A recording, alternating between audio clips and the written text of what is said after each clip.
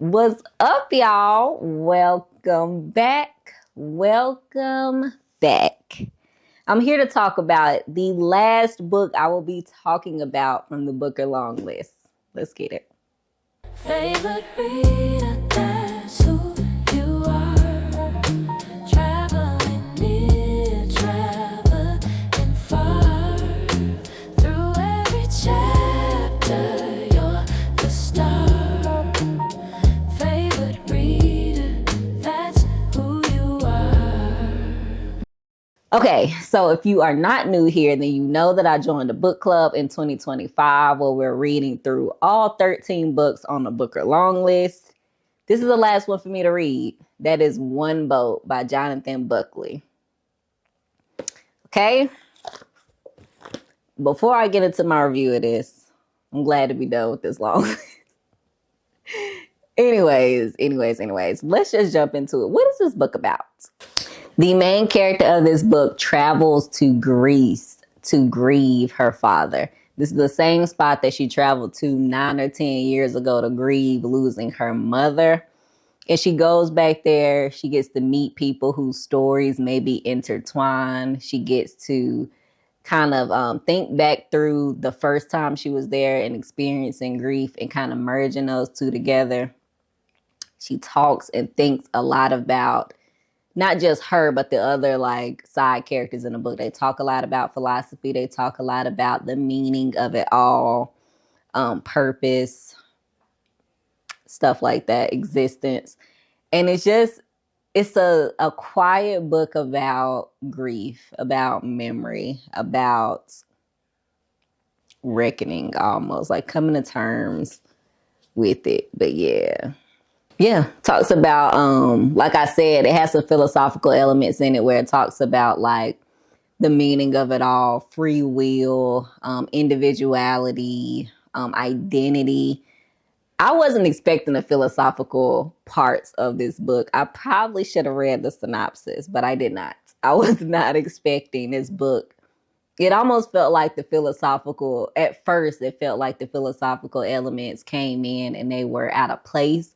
But then when I really thought about it in the context of the book, where she's literally grieving, not just her, but the other people that she meets too, they're grieving. Somebody is grieving a loss of their nephew, grieving a loss of their sister, grieving a loss of insert person here.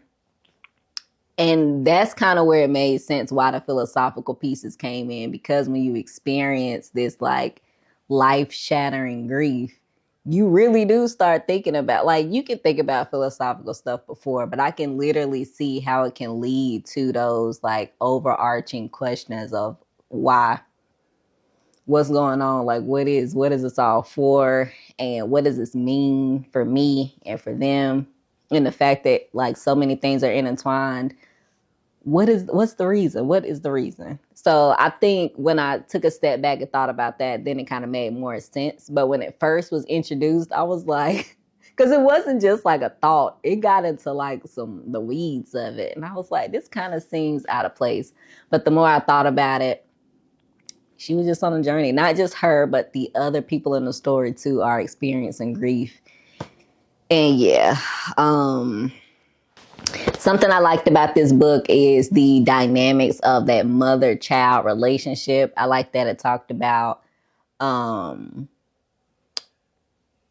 yes, the mother-child relationship, but also the sibling relationship that's underneath that mother-child relationship, if that makes sense. I like the way that it talked about that. It was pretty interesting. Seems like a lot of books on the Booker long list this year had something to do with like parenting or child rearing or grief, motherhood and fatherhood. Like that seemed to be a heavy theme this year. But yeah, something I have highlighted. I thought it was good. Love is not an act of will. Did I love him in any sense from the time he left us or even before? And what of my mother and him? Habit and repetition rather than a fusion of souls. It was good. It was not good. It was the next video you see after this will be me ranking the Book of Long List books. And I know I haven't really thought about where this will go on a list yet. It's not gonna be in that upper percentile. I know that for sure. I don't know where it's gonna fall. It was kind of like, okay-ish to me. It had some strong things that I liked in it, but then again, it was kind of like, I don't know. I just don't feel like I was that invested in it for whatever that's worth. Something I did like about this though is that it put into perspective, which we already know. I read a lot of books that have this theme, but I always love reading about it, like books that put into perspective just how circular life can be, just how circular grief can be, just how repetitive it can be in a lot of ways, and how healing is circular. And it just put that into perspective, especially like I'm in like one of those circular movements right now where I was like, I was just here and I'm kind of making my way back around. So reading that at this time really, like, I resonated with that portion. I can say that. Another thing I told you is kind of philosophical, but one of the lighter philosophical conversations in the book. Did I highlight this? I don't know, but it said it was a question where she was talking to the main character, Teresa, was talking to another character, and he said, "Are you the same person that you were 10 years ago?"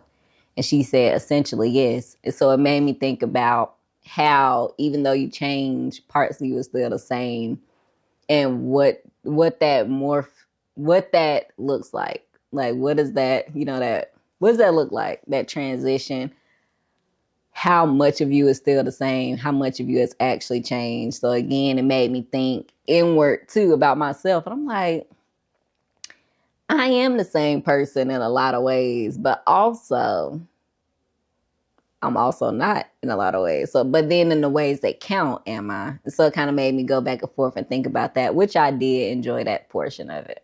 Yeah.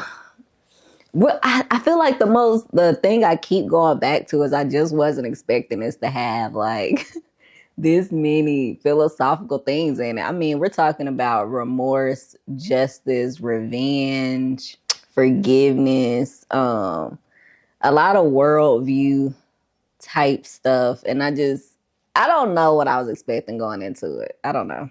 Consciousness, souls, like, yeah. The nature around us and what that's made up of. Like, do certain things have souls, and so many things like that. And it's a little book. Had a lot packed into this little book. Had a lot packed into this little book. But yeah, that's pretty much it. I'm not gonna be here long because there's really nothing else to say about this. It was you get to really, like, I feel like the way that I read this book was kind of like how the characters in the book were, like, it almost transported you into like the way that their days were probably going, where it was just like not much going on. It was slow. It was, you know,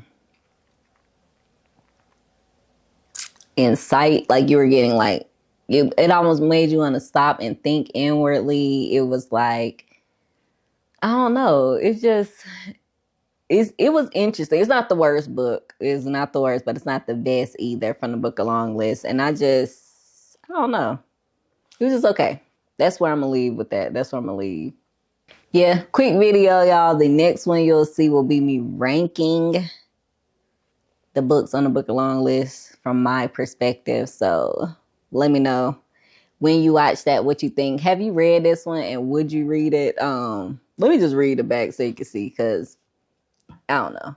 On losing her father, Teresa returned to a small town on the Greek coast, the same place she visited when grieving her mother 9 years ago. She immerses herself again in the life of the town, observing the inhabitants going about their business. A quiet backdrop for her reckoning with herself. An episode from her first visit resurfaces vividly: her encounter with John, a man struggling to come to terms with the violent death of his nephew. Soon, Teresa encounters some of the other people she met last time around. Petros, an eccentric mechanic whose life story may or may not have been part of John's. The beautiful Nico, a diving instructor. And Xanth, a waiter in the cafes of the leafy town square. They talk about their longings, regrets, the passing of time, the sense of who they are. artfully constructed and absorbingly insightful. One Boat is a brilliant novel grappling with questions of identity, free will, guilt, and responsibility.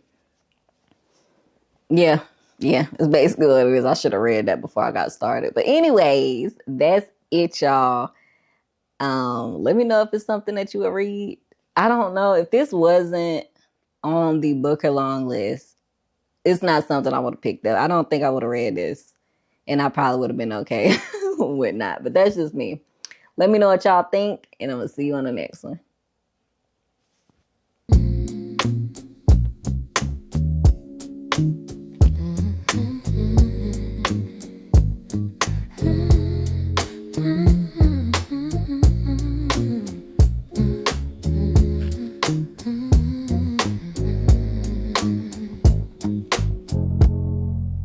Pages turning soft as silk,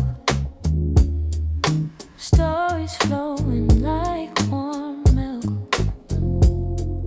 A journey starts with every line, worlds unfolding in your mind.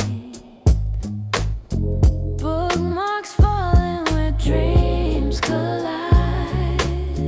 Every cover's got a tale inside. Favorite read.